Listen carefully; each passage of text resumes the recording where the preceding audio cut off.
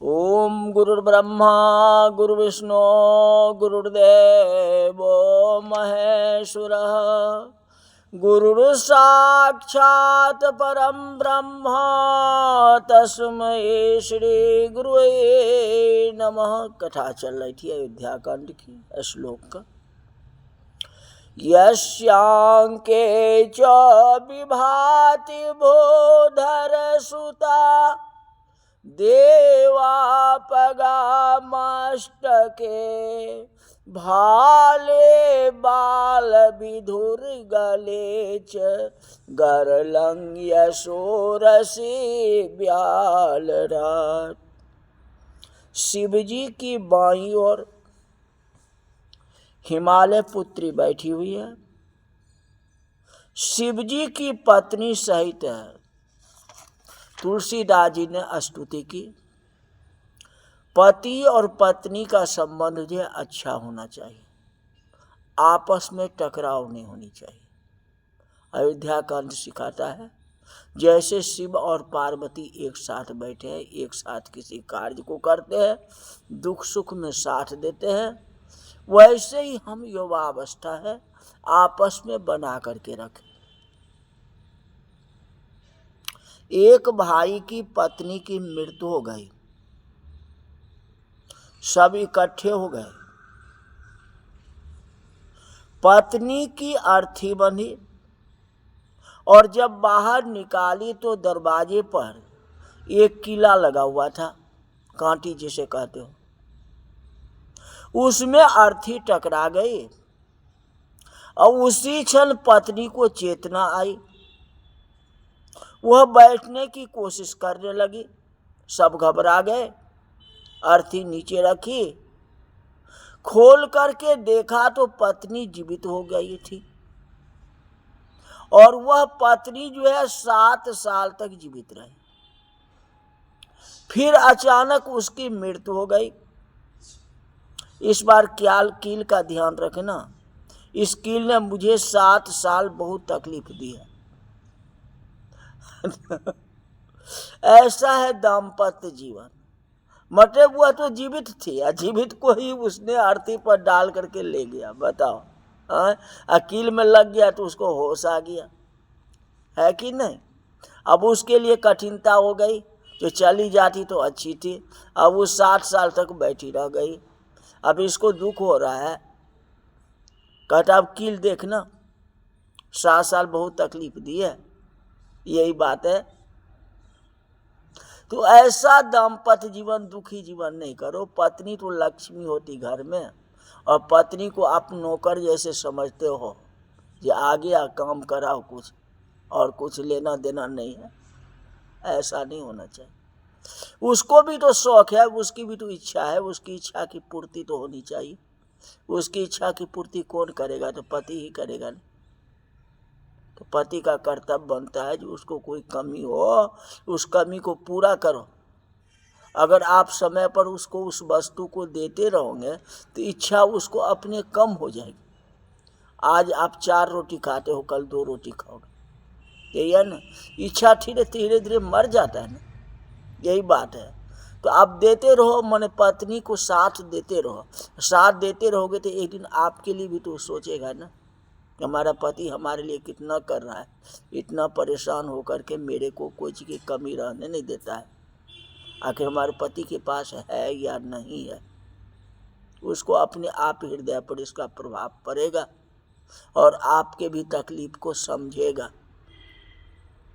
जब आप उसकी तकलीफ को समझिएगा तब ने आपकी तकलीफ को समझेगा, वैसे कैसे समझेगा। दाम्पत्य जीवन ऐसा बनाओ जहां की लक्ष्मी का वास हो जाए, शिव और पार्वती जी का वास हो जाए। शिव जी के मस्तक पर जटा में गंगा बहती है। हे युवक, अपने मस्तक पर विवेक का गंगा रखना। कोई तकलीफ है, कोई दुख है, उसको अपने माथे पर रखो। ये किसी के सामने प्रकट नहीं करो। दुख के कारण जो भी काम आप कर रहे हो उस काम में पीछे मत हो। आया दुख तो आया, उसके लिए चिंता नहीं है। हमें जो काम करना उस काम को करो। निर्झर कहता है बढ़े चलो, पीछे मत देखो मूर्ख, पीछे मत देखो। ये तुम्हारे ऊपर दुख है या सुख है, क्या है? अगर तकलीफ है, कष्ट है, तो माथे पर सिरोधार्ज करो। जैसे भगवान राम ने सिरोधार्ज कर लिए। कैकेयी माता ने कही 14 बरस के वनवास भगवान अपने माथे पर रखे। वह वनवास नहीं है, वन के राजा बनने के लिए जा रहे हैं। राम जाई वन राज, है कि नहीं? तो दुख है तो दुख को भी सहन करो, अपने माथे पर रखो। पढ़ने के बाद विवेक से विचारना चाहिए कि क्या बोले क्या न बोले, क्या करे क्या न करे, क्या न खाए। सभी दलील करते हैं, सभी भगवान ने बनाया है, तो खाने में क्या हर्ज है? सबको तो भगवान का बनाया हुआ है। थोड़ा कड़वी लगता है तो क्या उसको नहीं खाएंगे क्या? उसको भी खाना है, कड़वी भी खाना है, मीठा भी खाना है, सब कुछ खाना। भगवान आपके परीक्षा के लिए तो बनाए हैं। संसार में भगवान ने सब कुछ रखे, तो सब कुछ का उपयोग करना चाहिए ना। आपको विवेक से सोचना चाहिए ना, जो क्या खाए क्या न खाए। समृद्धि का भी विवेक से उपयोग करना चाहिए। भारतीय संत समृद्धि का 3 प्रकार से वर्णन करते हैं। समृद्धि को बालक के तरह निर्दोषता से भोगिए। समृद्धि का दान जो है यौवनावस्था में निश्चित होकर के करें, गिनती मत करो। समृद्धि की देखभाल वृद्ध के समान। शिवजी के भव्य तेजस्वी मस्तक के बीच का चंद्रमा उसी प्रकार है। युवक तू जवानी में भी भारतीय संस्कृति को तेज रखना, भारतीय संस्कृति को ऊंचा करके रखना, अपनी वंश के परंपरा को ऊंचा करके रखना। ये नहीं जो वंश के परंपरा को हो तुम नीचे कर दो। भगवान राम ने क्या किया? अपनी वंश परंपरा को नहीं छोड़े। राजा दशरथ जी ने अपना वंश परंपरा को नहीं छोड़े।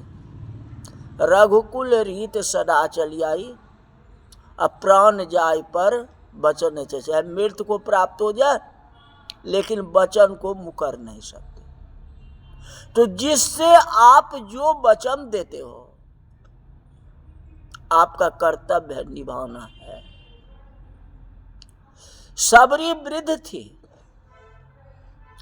फिर भी तुलसीदास जी ने उन्हें जवान कहा, है कि नहीं?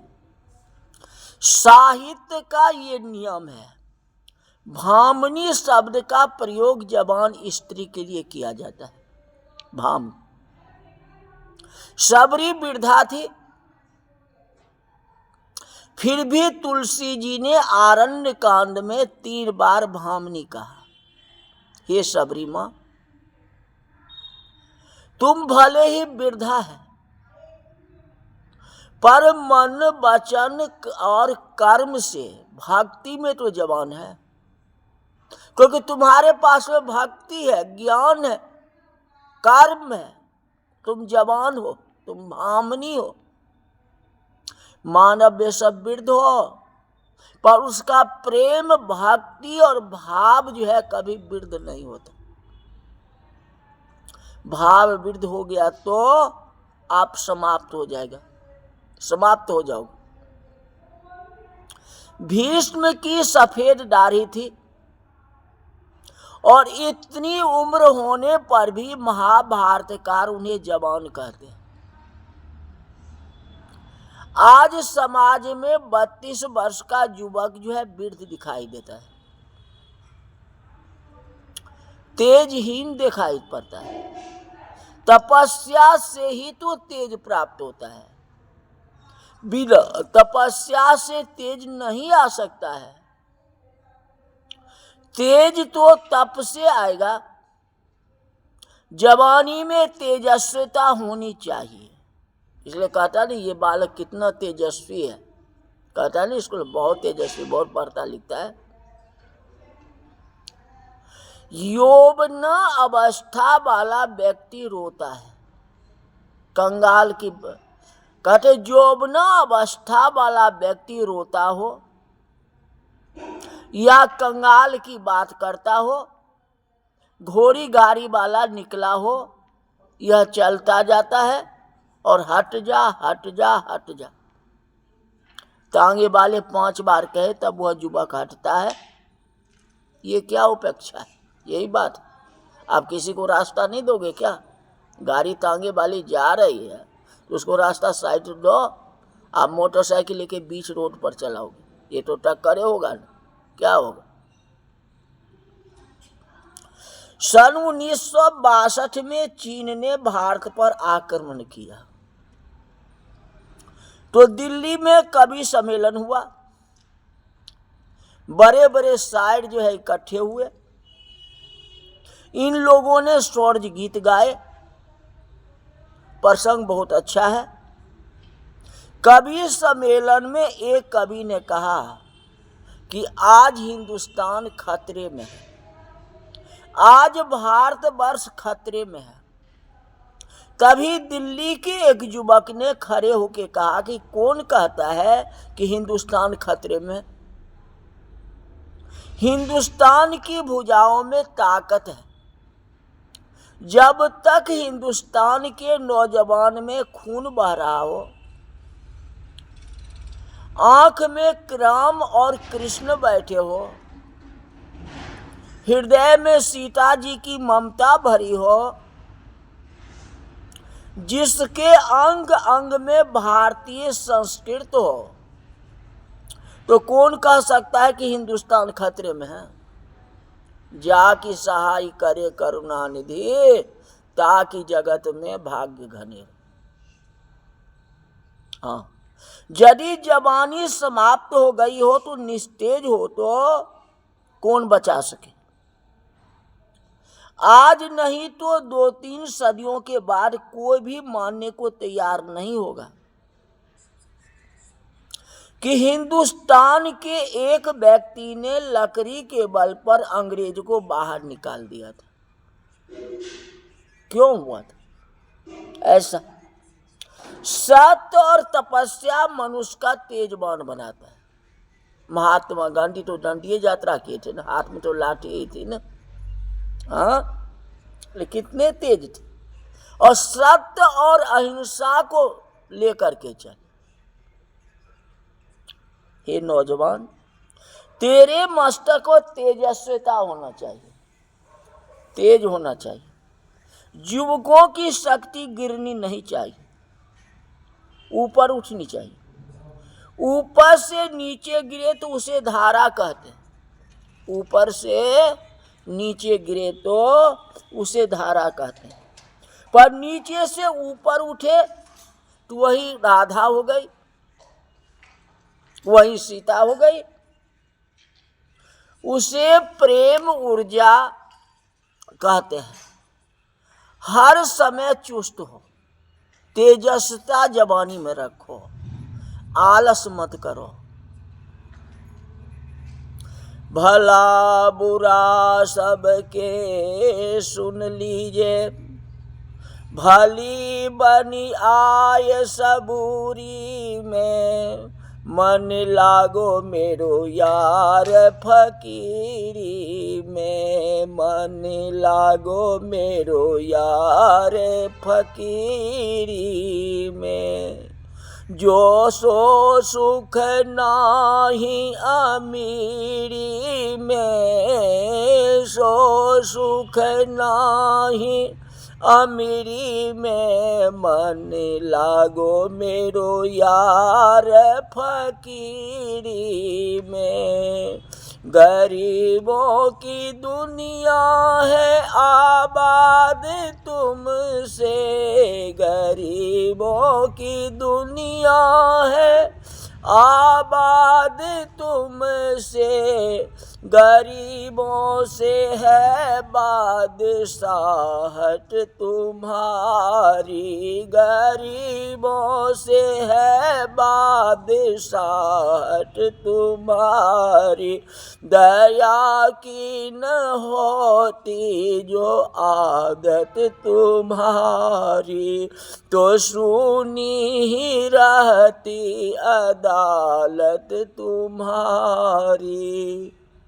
इसीलिए जो नौजवान आगे बढ़ो, दुख है तो दुख को सहन करो, और दुख को सहन करेंगे तो सुखी जीवन एक दिन आएगा ही। यही ज्ञान अयोध्या कांड सिखाता है। आज की कथा यही तक रही। बोल जा रामचंद्र भगवान की जय।